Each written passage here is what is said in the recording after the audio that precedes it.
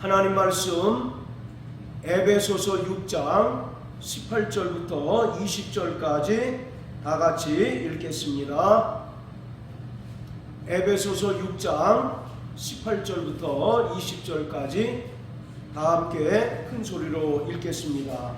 시작. 모든 기도와 간구로 하되 무시로 성령 안에서 기도하고 이를 위하여 항상 힘쓰며 여러 성도를 위하여 구하고 또 나를 위하여 구할 것은 내게 말씀을 주사 나로 입을 벌려 복음의 비밀을 담대히 알리게 하옵소서 할 것이니 이 일을 위하여 내가 쇠사슬에 매인 사신이 된 것은 나로 이 일에 당연히 할 말을 담대히 하게 하려 함이라. 아멘.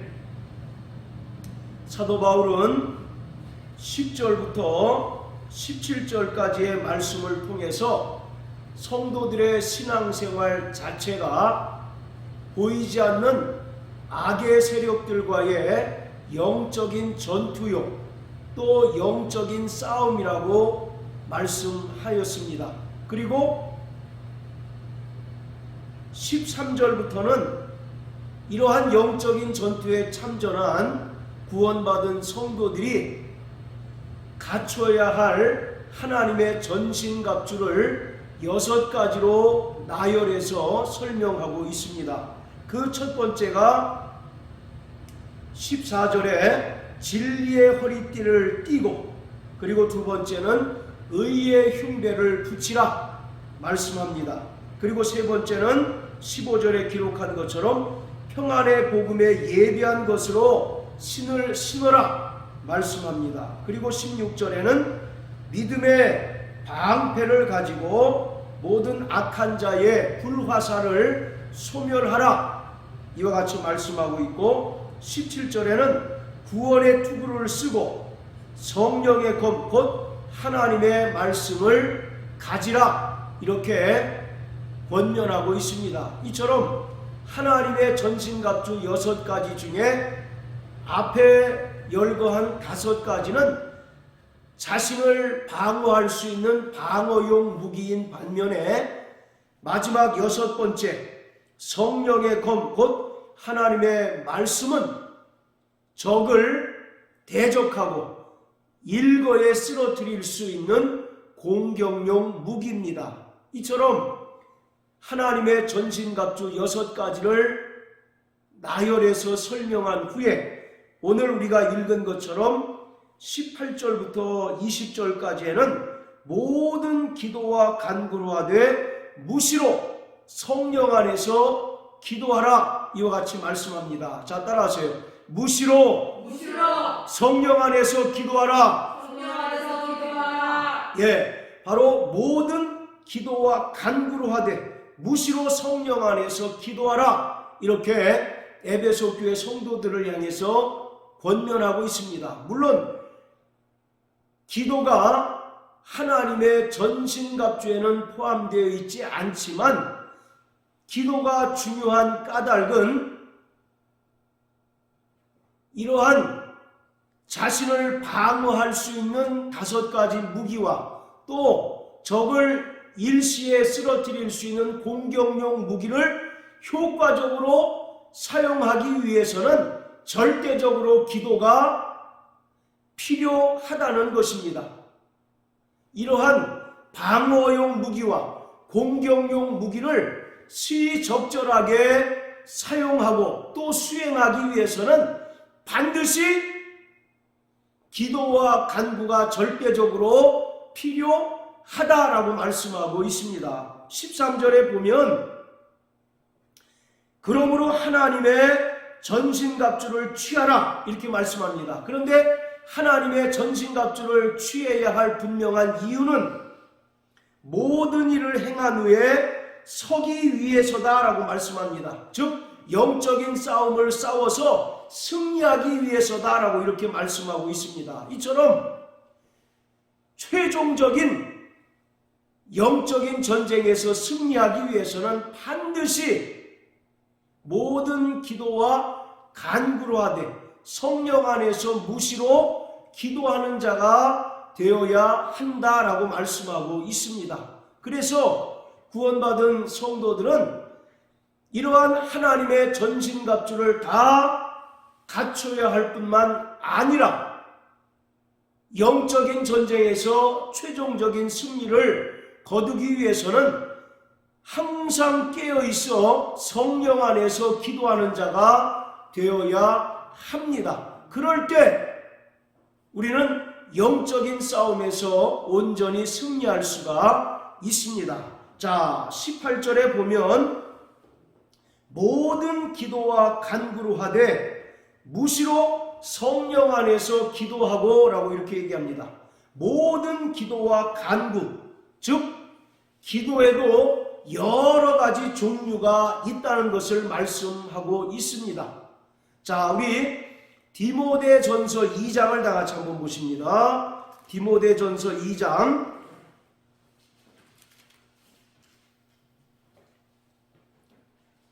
자, 1절, 2절 같이 읽겠습니다. 시작. 그러므로 내가 첫째로 권하노니 모든 사람을 위하여 간구와 기도와 도고와 감사를 하되 임금들과 높은 지위에 있는 모든 사람을 위하여 하라. 이는 우리가 모든 경건과 단정한 중에 고요하고 평안한 생활을 하려 함이니라. 자, 바로 사도 바울은 기도의 필요성에 대해서 디모데에게 말씀하고 있습니다. 그런데 1절에 보면 모든 사람을 위하여 간구와 기도와 도고와 감사를 하라 이렇게 얘기합니다. 1절에 보면 기도의 종류가 4가지가 나오는 것을 볼 수가 있어요. 그 첫 번째 기도가 뭡니까? 간구입니다. 그리고 두 번째로는 기도, 세 번째는 도고, 네 번째는 감사. 이 4가지가 전부 기도의 종류예요. 그런데 간구라고 하는 것은 어떤 기도냐면 아주 긴박한 상황에 처했을 때 하나님께 올리는 탄원입니다. 우리가 급한 사고를 당했다든지 아니면 어떤 중병으로 인하여 운명하거나 또는 크게 다쳤을 때 하나님께 탄원하고 또 응답받기를 구하는 기도가 간구입니다. 자, 그리고 두 번째로는 기도인데 이 기도라고 하는 것은 우리가 잘 아는 것처럼 하나님께 경건히 아뢰는 것이 바로 기도입니다. 그런데 여기서 기도라고 할 때 사람들은 일반적으로 마치 자기의 요구나 자기의 원하는 것을 하나님께 억지로 떼쓰면서 관철시키는 것을 기도라고 생각하는데 기도라고 하는 것은 하나님의 뜻을 구하고 또 하나님의 뜻이 나를 통해서 온전히 이루어지는 하나의 통로가 바로 기도입니다. 그렇기 때문에 바로 헬라어 프로시코마이라고 이렇게 표기하고 있는데 이것은 하나님의 뜻이 나를 통해서 이 땅에 온전히 실현되도록 우리가 사용하는 도구, 방법이 바로 기도라고 하는 것입니다. 그래서 기도라고 하는 것은 본래 우리의 어떤 요구나 우리의 부족한 것을 하나님께 얻어내기보다는 하나님의 뜻을 구하고 하나님의 뜻이 나를 통해서 실현되기를 바라고 또 그와 같이 구하는 것이 기도인 것입니다. 자, 그리고 세 번째 도고라고 하는 것이 있는데 이것을 우리는 흔히 중보기도라고 이렇게 이야기합니다. 이것은 자기를 위한 기도이기보다 다른 사람의 유익을 위하여 구하는 기도가 바로 도고입니다. 다른 사람의 평안을 위해서 또는 다른 사람의 유익을 위해서 하나님께 믿음으로 간구하는 것이 바로 도고 기도입니다. 그리고 마지막 감사 기도는 하나님의 그 은혜에 대하여 또 자신이 하나님께 받은 은총에 대하여 하나님께 감사하는 기도가 바로 감사입니다. 이와 같이 우리는 일반적으로 기도 그러면 그 안에 물론 모든 것이 다 포함이 되지만 구체적으로는 사도 바울은 이렇게 기도의 종류를 4가지로 설명하고 있습니다. 자, 다시 에베소 6장으로 돌아가서 18절에 보면 모든 기도와 간구로 하되 무시로 성령 안에서 기도하라. 모든 기도와 간구로 하되, 금방 우리가 읽었던 디모데전서 2장 1절의 말씀처럼 간구와 기도와 도고와 감사를 포함한 모든 기도를 말하고 있습니다. 자, 그리고 무시로 성령 안에서 기도하라. 무시로라고 하는 말은 늘 깨어서라고 하는 뜻입니다. 말세를 만난 성도들은 항상 깨어 있어야 합니다.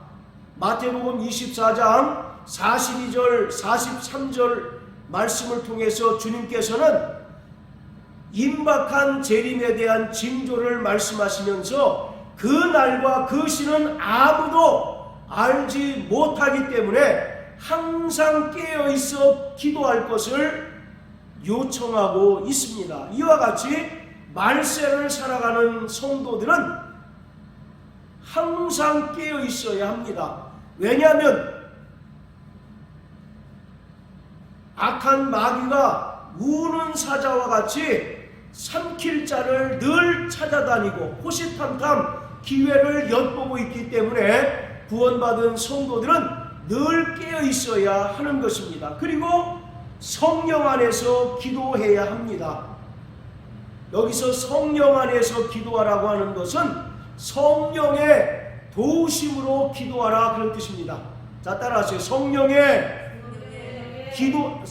도우심으로 기도하자. 네, 바로 성령 안에서 기도하라는 것은 성령의 도우심으로 기도하라는 것입니다. 성령은 우리가 기도할 때 도우시는 분이십니다. 자, 그렇다면 성령께서는 어떻게 우리를 도우실까요? 자, 우리 로마서 8장 26절을 다 같이 보시겠습니다. 로마서 8장 26절.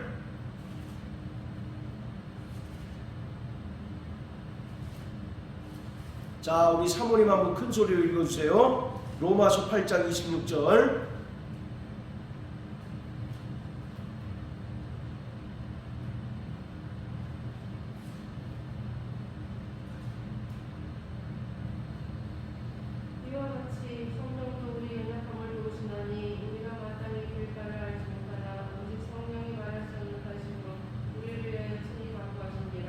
아멘.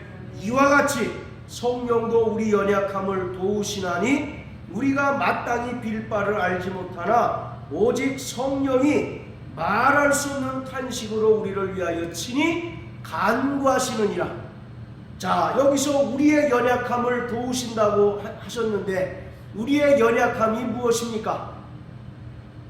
우리의 연약함은 마땅히 빌 바를 알지 못하는 연약함이에요. 즉 우리가 기도할지라도 어떻게 기도해야 할지 모르고 하나님의 뜻을 알지 못하기 때문에 우리가 어떻게 기도해야 할지 알지 못한다는 것입니다. 그럴 때 성령께서는 우리에게 하나님의 뜻을 깨닫게 하시고 또 하나님의 뜻대로 기도하도록 우리를 도우시는 분이십니다. 고린도전서 2장 10절과 11절 말씀에 성령은 하나님의 깊은 것까지라도 통달하셨다라고 말씀하고 계셔요. 그래서 성령으로 충만한 자는 다 신령하여서 주의 마음을 알아서 주를 가르치는 자입니다. 즉 성령으로 충만한 자는 하나님의 뜻을 알고 하나님의 뜻을 깨달은 자예요. 그와 같이 성도들이 때로는 하나님의 뜻을 알지 못하여 하나님의 뜻을 온전히 깨닫지 못함으로써 어떻게 기도해야 할지 알지 못할 때 성령께서는 우리에게 하나님의 뜻을 깨닫게 하시고 하나님의 뜻을 알게 하셔서 성도들로 하여금 하나님의 뜻대로 기도하게 하십니다. 그렇기 때문에 성도들은 날마다 무시로 성령 안에서 간구하는 자가 되어야 합니다. 할렐루야. 자, 따라서 나 영혼아, 무시로 성령 안에서 간구하자. 예, 바로 기도는 하나님의 뜻대로 구하는 것이 기도입니다. 요한복음 14장 13절에 보면 너희가 내 이름으로 무엇을 구하든 다 시행하리니 이는 아버지께서 우리의 기도를 들으신다라고 말씀하고 계셔요. 사람들은 마치 기도를 어떤 도깨비 방망이처럼 생각합니다. 금 나와라 뚝딱 하면 금이 나오고 은 나와라 뚝딱 하면 은이 나오는 것처럼 생각하는데 기도는 절대로 요술방망이가 아닙니다. 하나님의 뜻을 구하는 것이 또 하나님의 뜻을 이 땅에 실현시키는 하나의 수단이고 하나의 도구인 것입니다. 그렇기 때문에 성도들이 하나님의 뜻대로 구할 때 하나님은 그 뜻을 깨닫게 하시고 우리가 하나님의 그 뜻대로 살아가도록 도와주십니다. 또 마태복음 6장 33절에도 먼저 하나님의 나라와 그 의를 구하라. 그리하면 이 모든 것을 너희에게 더하신다라고 말씀하고 계셔요. 이처럼 바로 기도는 우리의 필요를 하나님께 관철시키거나 우리의 필요를 하나님께 얻어내기 위한 수단이 아니라 먼저 하나님의 나라와 하나님의 뜻을 구하고 하나님의 뜻을 실현시키는 수단입니다. 따라서 우리가 하나님의 뜻대로 구하고 하나님의 의를 구할 때 하나님께서는 이 땅에 살아가는 구원받은 성도들이 필요한 것들을 때마다 시마다 공급해 주십니다. 할렐루야. 그렇기 때문에 우리는 날마다 성령 안에서 또 성령께서 깨닫게 하시는 하나님의 뜻대로 구할 때 우리는 하나님의 뜻을 깨닫고 우리를 향하신 하나님의 뜻을 알고 그 뜻대로 살아감으로써 영적인 전쟁에서 온전히 승리할 수가 있습니다. 자, 그리고 18절 하반절에 보면 여러 성도를 위하여 구하라 이렇게 얘기하고 있습니다. 자, 이 기도라고 하는 것은요, 자신을 위해서 구하는 것이기도 하지만 여러 성도를 위하여 구하는 것이기도 합니다. 아까 기도의 종류에서 바로 도고 기도가 있었죠. 도고 기도라고 하는 것이 다른 사람의 유익을 위해서, 다른 사람의 평안을 위해서 구하는 것이 도고 기도라고 말씀을 드렸습니다. 영적인 전쟁은 나 개인의 전쟁이기도 하지만 공동체의 전쟁이기도 합니다. 우리는 모두 교회의 지체들입니다. 교회의 머리는 예수님이시고 교회는 그의 몸이며 구원받은 성도들, 저와 여러분들은 바로 교회에 붙어있는 그 지체들이에요. 따라서 마귀와의 영적인 싸움은 나 개인의 싸움이기도 하지만 한편으로는 공동체의 전쟁이기도 합니다. 할렐루야. 그렇기 때문에 우리는 연합전선을 펼쳐야 합니다. 특히 기도의 연합전선을 펼칠 때 우리가 마귀의 모든 괴계를 능히 대적하고 또 영적인 싸움을 온전히 승리할 수가 있습니다. 마귀는 우는 사자가 삼킬 자를 두루 찾아다니듯이 마귀는 끊임없이 성도들을 무너뜨리기 위하여 혈안이 되어 있습니다. 그리고 마귀는 그리스도의 몸된 교회를 무너뜨리기 위하여 날마다 기회를 엿보고 있는 존재예요. 그렇기 때문에 바로 영적인 싸움은 나 개인의 싸움이기도 하지만 교회 공동체의 싸움이기도 합니다. 그렇기 때문에 우리는 서로 연합전선을 펼쳐야 합니다. 기도의 연합전선을 펼칠 때 우리가 마귀의 교회를 향한 마귀의 괴계를 능히 대적하고 승리할 수가 있습니다. 마귀는 교회를 무너뜨리기 위하여 혈안이 되어 있습니다. 마치 마귀가 이 땅에 말씀이 육신이 되어 오신 예수님을 시험에 빠뜨리기 위하여 광야에서 3번씩 시험하고 또 끊임없이 예수를 죽이려고 했던 것처럼 오늘 그리스도의 영적 몸인 교회를 무너뜨리기 위하여 혈안이 된 존재가 바로 마귀입니다. 마귀의 가장 공격 목표는 교회입니다. 교회. 그렇기 때문에 교회가 철저히 개인적인 영적인 전쟁을 온전히 치러야 할 뿐만 아니라 연합전선을 펼쳐서 마귀의 괴계를 대적할 때 우리는 온전히 승리할 수가 있습니다. 그래서 우리는 기도할 때 자기 자신을 위하여 기도해야 할 뿐만 아니라 교회에 지체된 형제와 자매를 위해서도 함께 기도해야 합니다. 형제의 연약함을 우리가 보완해 줄 수 있도록 기도해야 하고 또 형제의 참으로 부족함을 우리가 메꿔줄 수 있도록 그를 위하여 간절히 기도하고 또 환난과 핍박 가운데 있는 성도들을 위로하기 위하여 그들을 기도할 때 그들이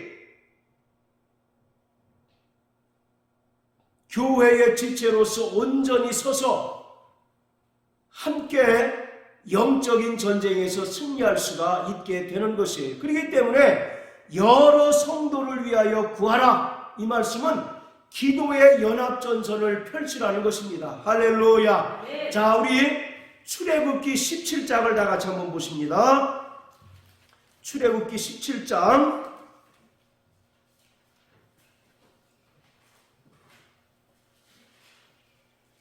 자 8절부터 13절까지 다 같이 읽겠습니다. 출애굽기 17장 8절부터 13절까지 시작. 때에 아말렉이 이르러 이스라엘과 르비딤에서 싸우니라. 모세가 여호수아에게 이르되 우리를 위하여 사람들을 택하여 나가서 아말렉과 싸우라.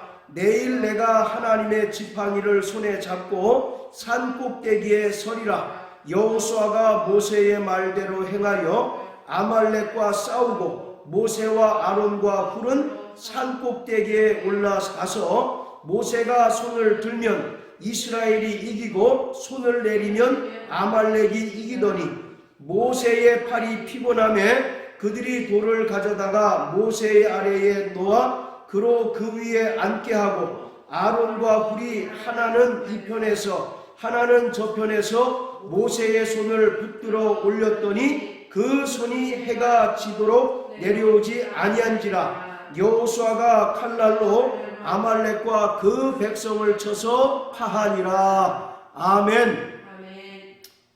광야에서 이스라엘 백성들이 아말렉 족속과 전쟁을 치르고 있습니다. 그런데 모세가 지팡이를 들고 산 꼭대기에 올라서서 손을 들면 이스라엘이 이겨요. 그런데 반면에 손을 내리면 전세가 역전이 돼서 아말렉이 승리하게 됩니다. 따라서 모세가 나이가 많아서 피곤함으로써 그 손을 옆에서 들어줄 자가 필요했던 거죠. 그래서 좌우편에 아론과 훌이 피곤한 모세의 손을 대신 높이 들어줍니다. 그랬더니 이스라엘이 아말렉과의 전쟁에서 완벽하게 승리를 거두게 되었습니다.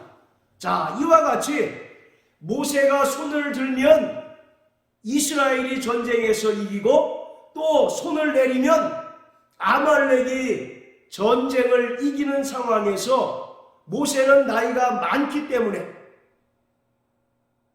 손을 들 힘도 없고 피곤해서 손을 내릴 수밖에 없는 그런 상황이에요. 그런데 그 좌우편에 지금 누가 있습니까? 바로 아론과 훌이 양옆에 있어서 모세의 손을 붙들어 올렸더니 그 손이 해가 지도록 내려오지 않았다라고 말씀합니다. 자, 모세가 손을 번쩍 들었을 때는 누가 이겼다고요? 이스라엘이 전쟁에서 이겼습니다. 그런데 반면에 피곤해서 나이가 들어서 피곤해서 손을 내리게 되면 아말렉이 이겨요. 그것을 본 아론과 훌이 모세의 양옆에서 모세의 손을 붙들고 번쩍 듭니다. 그리고 해가 지도록 손을 내려오지 않게 했어요. 그러므로 아말렉과의 전쟁에서 이스라엘이 완벽하게 승리했습니다. 할렐루야. 바로 이것이 기도의 연합 전선인 것입니다. 우리는 자신을 위해서도 늘 성령 안에서 무시로 기도해야 하지만 특별히 형제와 자매를 위해서 또 교우를 위해서도 간절히 기도해야 합니다. 왜냐하면 마귀의 주 공격 목표가 바로 교회이기 때문에 그렇습니다. 마귀는 예나 지금이나 끊임없이 교회를 무너뜨리기 위하여 늘 혈안이 되어 있는 그러한 존재입니다. 그래서 할 수만 있으면 어떤 수단과 방법을 동원해서 교회를 무너뜨리고 성도들에게서 믿음을 빼앗으려고 하고 있습니다. 그렇기 때문에 성도들은 철저히 이 영적인 싸움에서 승리하기 위하여서 날마다 자기 자신을 위해서 성령 안에서 무시로 기도하는 자가 되어야 합니다. 할렐루야. 뿐만 아니라 옆에 있는 형제와 자매의 그 연약함을 위해서 간절히 기도하는 자가 되어야 합니다. 마치 모세가 나이가 들어 피곤하여서 손을 내릴 수밖에 없는 그런 지경에 아론과 훌이 대신 손을 번쩍 들어줌으로 인하여 모세의 손을 들고 번쩍 들므로써 전쟁에서 이겼던 것처럼 이와 같이 기도의 연합전선을 펼칠 때 나 개인의 승리가 보장될 뿐만 아니라 교회의 승리가 보장된다는 사실을 성경은 우리에게 말씀하고 있습니다. 그래서 우리는 기도의 연합전선을 펼쳐야 합니다. 할렐루야. 네. 자, 특별히 다시 에베소서 6장으로 돌아가서 19절 20절에서는 바울이 에베소 교인들을 향해서 자신을 위해서 기도해달라고 기도 요청을 합니다. 지금 에베소서를 기록할 당시의 사도 바울은 로마의 감옥에 갇혀있는 그런 상황이에요. 그럼에도 불구하고 그가 감옥에 있을지라도 담대하게 하나님의 복음을 전할 수 있도록 에베소 교회 성도들을 향하여 기도 요청을 하고 있습니다. 특별히 우리 성도들은 교회의 목회자를 위하여 간절히 기도해야 합니다. 하나님의 말씀을 담대히 목회자가 증거할 수 있도록 또 진리의 말씀을 어떤 것에도 구애받지 않고 담대히 증거할 수 있도록 특별히 목회자를 위해서 간절히 기도해야 합니다. 왜냐하면 성령이 교회들에게 하신 말씀을 목사에게 주십니다. 그리고 목회자는 그 말씀을 대언하는 존재입니다. 따라서 목회자를 위하여 전심으로 구하고 또 목회자가 상황이나 환경에 구애받지 않고 하나님의 말씀을 담대히 전하도록 기도할 때 그 모든 유익이 성도들에게 돌아가게 됩니다. 요한복음 15장에 보면 포도나무와 가지의 비유가 나오는데, 가지가 포도나무에서 공급되는 그 생명과 진액을 공급받을 때 열매를 맺을 수 있는 것처럼, 목회자의 입을 통해서 나오는 진리의 말씀을 성도들이 들을 때 신령한 영적 생활을 할 수가 있습니다. 그렇기 때문에 특별히 성도들은 목회자를 위하여 기도해야 합니다. 마귀는 목회자를 넘어뜨리려고 혈안이 되어 있습니다. 예를 들어서 전쟁 중에 있는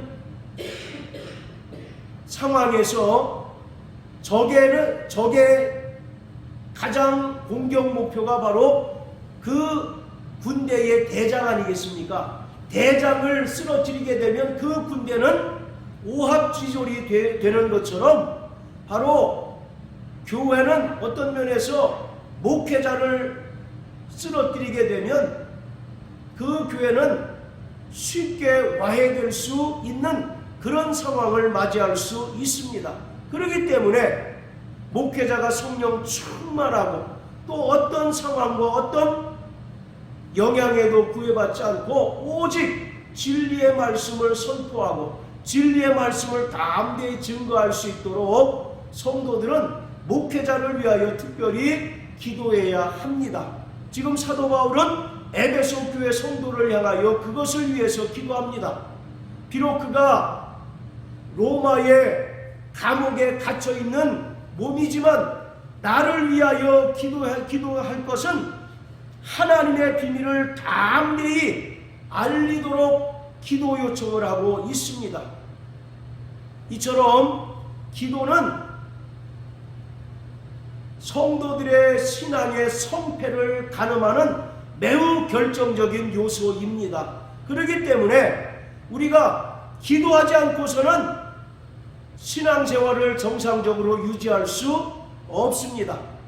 우리가 깨어 기도하지 않고서는 하나님의 뜻을 온전히 알 수 없고, 또 하나님의 뜻을 알지 못할 때 우리는 신앙생활에 실패할 수밖에 없다는 사실을 우리는 분명히 깨달으셔서 날마다 성령 안에서 무시로 깨어 기도하는 자 되시길 주의 이름으로 축원합니다. 또 날마다 좌우에 있는 성도를 향하여 기도하는 자 되시길 주님의 이름으로 축복합니다. 특별히 주의 말씀을 대언하는 목회자를 위하여 기도해서 저가 하나님의 진리의 말씀을 담대히 증거할 수 있도록 기도하시는 저와 여러분들 되시길 주의 이름으로 축복합니다. 할렐루야.